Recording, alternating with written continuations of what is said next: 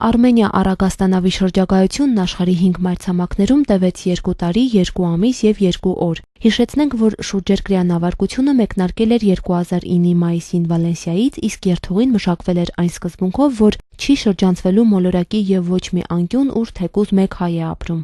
Սեպտեմբերի 6-ին նավագնացներին ամենայն հայոց կաթողիկոսն ընդունեց։ Նորին սրբությունն իր ուրախությունը հայտնեց նավարկության բարեհաջող ընթացքի և վերադարձի համար, ասաց, որ տեղյակ է այն խանդավառությանը, որ անձնակազմը ստեղծում էր հայ համայնքներում, և նշեց, որ նմանատիպ երևույթները միմիայն նոր ոգևորություն, նոր լիցք և ներշնչանք են հաղորդում օտարության մեջ ապրող մեր հայրենակիցներին։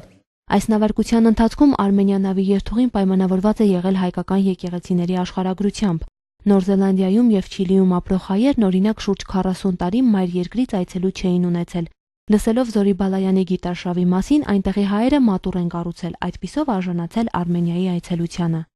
Նման օրինակներ շատ են եղել, Արագաստանավի անձնակազմը նույնիսկ առիթ է ունեցել մի երկրում հայկական եկեղեցու գմբեթի խաչը տեղադրել։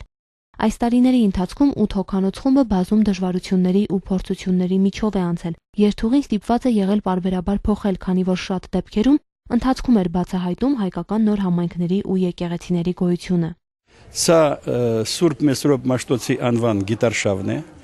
եւ գերխնդիրը նաեւ որպեսզի յուրաքանչյուր եկեղեցի, որը կա երկրագնդի վրա, մենք կարողանանք նկարահանենք։ Փաստորեն նկատելով որ Կիլիկիայում մենք պատտվել ենք Եվրոպայի շուրջ եւ եղել ենք բոլոր նավահանգիստներում, որտեղ կային հայություն, այնտեղ ենք արդեն մենք սկսել, թե 7 տարի է։ Հաջորդ նավարկության սկիզբը դեռ հայտնի չէ, սակայն Զորի Բալայանն արդեն գիտի Չինաստանի, Ճապոնիայի ու Կամչատկայի հայկական եկեղեցիների մասին և մտադիր է առաջիկայում այդ ուղղությամբ նավարկել։ Ինչպես անձնակազմի անդամներն են ասում, Սուրբ Մեսրոպ Մաշտոց գիտարշավի շրջանակում իրենք պիտի տեսնեն և լուսանկարեն աշխարհի բոլոր հայկական սրբավայրերը։